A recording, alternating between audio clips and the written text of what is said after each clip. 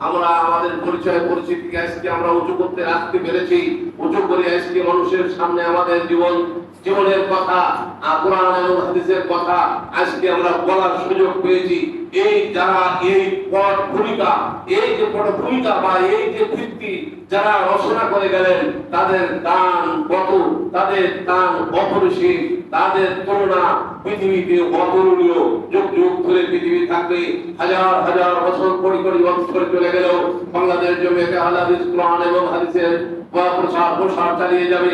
এই সংগঠনের সঙ্গে কখনো অন্য সংগঠনের কোনো মিল থাকবে না, আর কখনো ওই সমস্ত সংগঠনের সঙ্গে এর তুলনাও হবে না।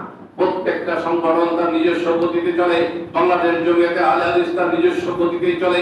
কোরআন এবং হাদিস এদের মেরুদেশ, এবং এই কোরআন এবং হাদিসের আলোকে এদের জীবন যাত্রার মান উন্নতি করার জন্য এই জমিয়তের ছত্রছায়ায় অঙ্গ সংগঠন হিসেবে জমিয়তে সুবহানে আহলে হাদিস তৈরি করা হয়েছে।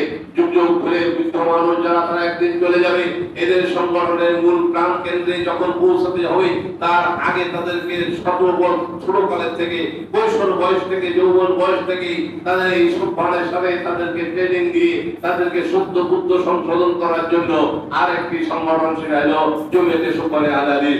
জমিয়তে সুবহানে আহলে হাদিসের মূল হলো জমিয়াত যা বলবে, যা করবে, এই সংগঠনের সঙ্গে সম্পৃক্ততার সঙ্গে জড়িয়ে আছে জমিয়তে সুবহানে আহলে হাদিস। আমি তাই পরিশেষে আপনাদের কাছে বলে যাই, আপনারা সকলে জমিয়তের পর সম্পৃক্ত থাকবেন, আর আপনার ছেলে ছোট ছোট বাচ্চাদেরকে ওই জমিয়তের সুবহানে আহলে হাদিসের সঙ্গে সম্পৃক্ত করার চেষ্টা করবেন। আল্লাহ রাব্বুল আলামিন আমাদের সকলকে সেই তৌফিক দান করুন। সবাই আল্লাহুম্মা আমিন।